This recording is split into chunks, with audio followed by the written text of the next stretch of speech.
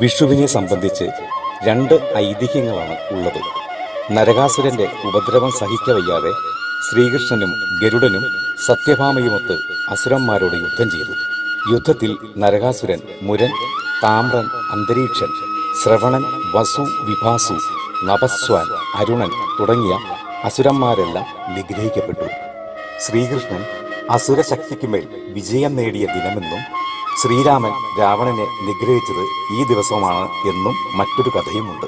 വിഷുദിനത്തിലെ പ്രധാന ആകർഷണം വിഷു കൈനീട്ടമാണ്. ഓരോരുത്തരുടെ സാമ്പത്തിക സ്ഥിതി അനുസരിച്ചാണ് കൈനീട്ടം നൽകുന്നത്.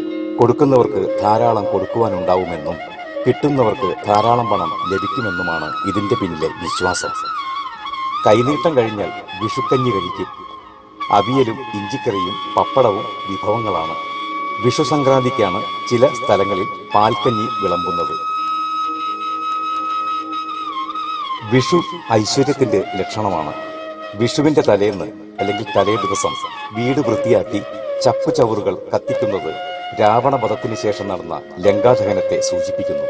കൂടുതൽ പ്രചാരമുള്ള വിശ്വാസം പുതുവർഷത്തെ വരവേൽക്കുവാൻ ജ്യേഷ്ഠാ ഭഗവതി ഒഴിഞ്ഞുപോയി ഐശ്വര്യം വരാനായി കണക്കാക്കിയതാണ് ഈ വിഷു കരിക്കൽ എന്ന് മറ്റൊരു വിശ്വാസവും.